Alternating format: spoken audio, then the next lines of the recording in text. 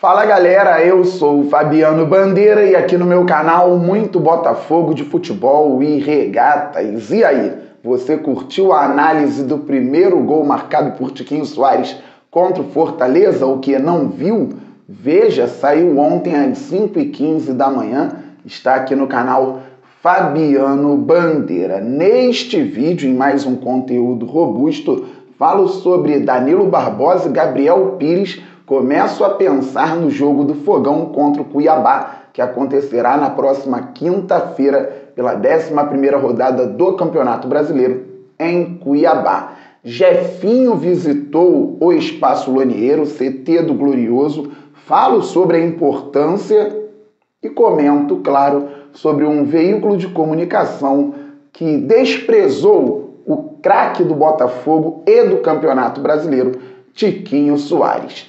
Peço antes para que você se inscreva no canal Fabiano Bandeira. É simples, rápido, fácil e grátis. Tem um botão embaixo do vídeo, inscrever-se. É só clicar e fazer parte desta família maravilhosa que torce para o Fogão e acompanha o canal diariamente. Já é inscrito? Traga novos inscritos. Vamos passar logo dos 43.300, depois dos 44.000, então dos 45.000. E vamos muito além, pois o glorioso é gigante. Deixa o like, isto é fundamental para o crescimento do canal, assim o YouTube entende que você curte os conteúdos aqui do canal Fabiano Bandeira e distribui os vídeos para mais pessoas. Ative o sininho para que você receba as notificações de todos os vídeos e todas as lives do canal Fabiano Bandeira. Pois é, galera, Danilo Barbosa e Gabriel Pires treinaram ontem com o grupo do Botafogo. Estavam de chuteira nos campos do CT do Glorioso. A Botafogo TV também postou um vídeo com parte das atividades.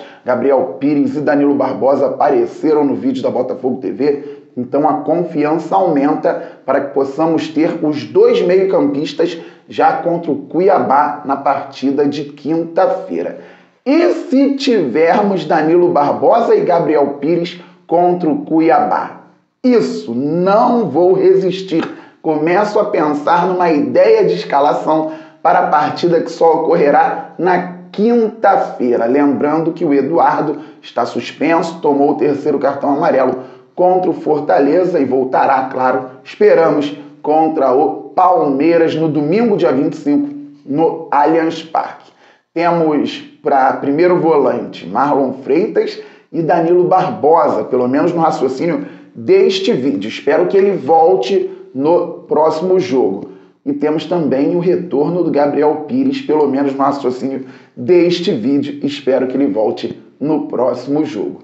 Eu iria, se o jogo fosse daqui a meia hora, com Lucas Perry no gol, de Plácido na lateral direita, Adrielson e Cuesta na zaga e o Hugo na lateral esquerda. O Marçal segue se recuperando de um problema no joelho.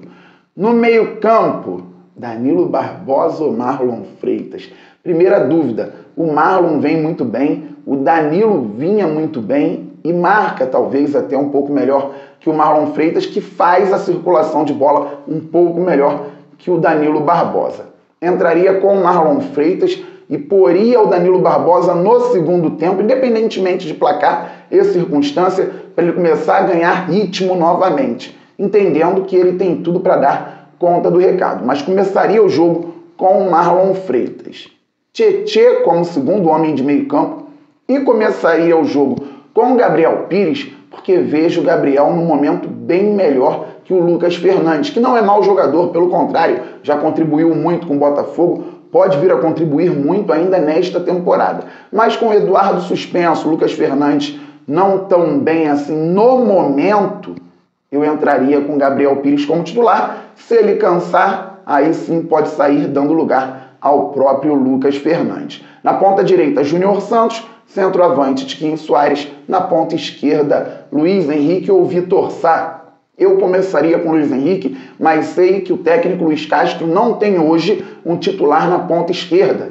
Ele escala o Luiz Henrique em um jogo, o Vitor Sá entra no segundo tempo. Ele escala o Vitor Sá em um jogo, o Luiz Henrique entra na segunda etapa. Então, Lucas Perry, de Plácido, Adrielson, Cuesta e Hugo, Marlon Freitas com o Danilo Barbosa entrando na segunda etapa, Tietê e Gabriel Pires, Júnior Santos, Tiquinho Soares e Luiz Henrique, já entendendo que o Vitor Sá pode entrar no segundo tempo. Hoje é sábado, é a minha ideia. Ainda não tenho certeza se o Danilo Barbosa e o Gabriel Pires poderão estar em campo. Torço para que possam, mas ainda não sabemos, embora já estejam treinando com um grupo de chuteira no campo do Espaço Lonier. Vamos aguardar as cenas dos próximos capítulos. Jefinho esteve ontem na reapresentação do glorioso Botafogo de Futebol e Regatas, ele que está de férias no Brasil, no Rio de Janeiro, falou com os ex-companheiros, cumprimentou também aqueles que ele não conhecia ainda, porque chegaram após a saída dele para o exterior. Muito simpático, falou com a Botafogo TV e até cantou parte da música do Tiquinho Soares com o Luiz Henrique. Mó barato, o Luiz Henrique admira muito o Tiquinho Soares, o Jefinho também cantou, o Tiquinho ficou daquele jeito dele, mais tímido, mas isso é muito bom, os jovens entendendo a referência que é o Tiquinho Soares. E porque é importante a manutenção desse vínculo do Jefinho com o Botafogo, do Botafogo com o Jefinho. Em outros momentos, o Botafogo lançava até bons jogadores, vendia por um preço baixíssimo, muitas vezes para o mercado interno, não mantinha vínculo com os atletas. Os jogadores poderiam melhorar em outros clubes,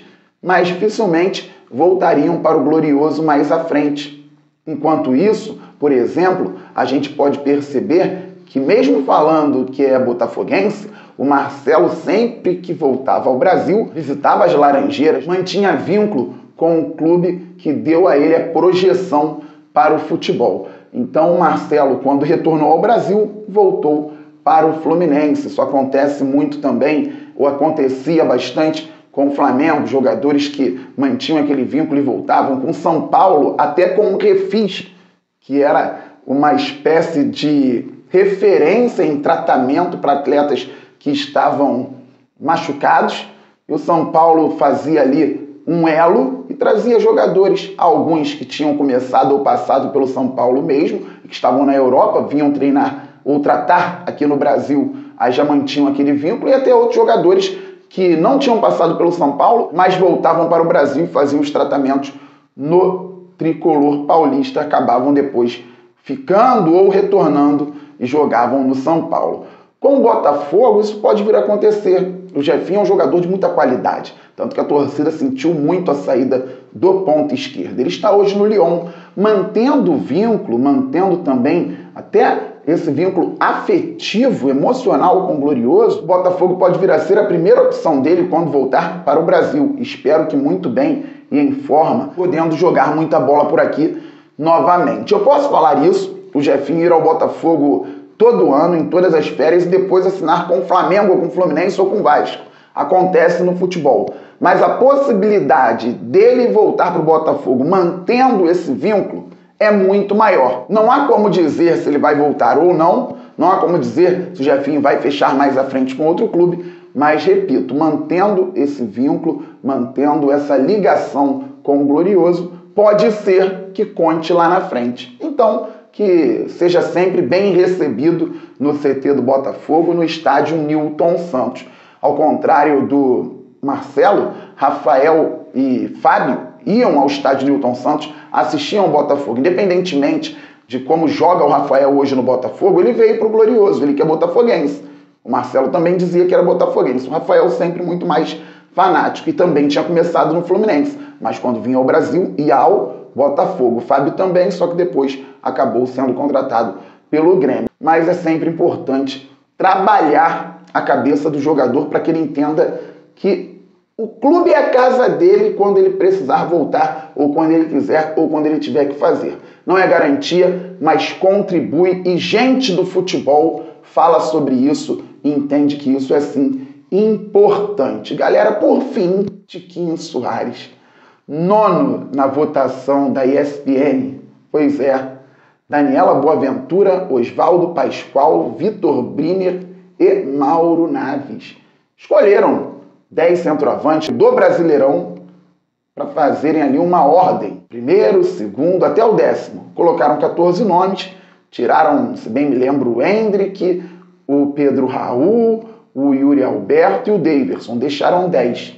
e o Tiquinho Soares ficou em nono, só à frente do Ener Valencia, que nem estreou pelo Internacional. É um absurdo, não é novidade.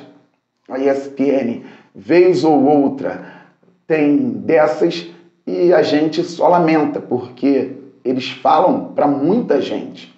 Fabiano, devemos ignorar. Fazem isso porque o botafoguense não gosta e acaba então gerando engajamento. Então, por que faziam isso antes? Por que não fazem com torcidas maiores, que poderiam dar mais engajamento a eles? É claro que o Botafogo é desrespeitado há um tempo. E se nós não falarmos, eles vão continuar fazendo. Só que vão continuar fazendo de uma forma mais confortável e as outras torcidas e outras pessoas não vão observar a resistência da nossa parte. Então vão entender que é isso mesmo. Ah lá, Tiquinho Soares é o nono e não tem ninguém para rebater essa loucura. Caramba, não tem uma resistência. Tiquinho Soares, nono colocado entre os centroavantes do Brasileirão, mesmo tendo 11 participações em gols em 9 jogos, sendo artilheiro com 8 gols, sendo o jogador que mais participou de gols, com 8 gols e 3 assistências em 9 partidas, mesmo arrebentando no Botafogo, arrebentando na temporada, mesmo tendo 64 gols em 140 jogos pelo Porto, um gol a cada 2,2 jogos, até um pouquinho menos que isso, sem contar as assistências. Está em nono lá na votação da ESPN, nenhum botafoguense fala nada. Que torcidinha, hein? Se a gente não falar, vai ser isso. Não adianta. Se não falar, eles vão continuar fazendo, porque sempre fizeram. Quando o ex-chefe da ESPN, que torce pro América, desrespeitava o Botafogo ao vivo, não tinha Twitter, não tinha essa de engajamento. Quando o Bebeto de Freitas tinha que ligar à tarde para programa de televisão para defender o Botafogo, não tinha engajamento. Eles desrespeitavam. O Bebeto de Freitas pegava o telefone, entrava ao vivo, desmascarava uma série de questões, deixava comentarista com cara de bobo no ar.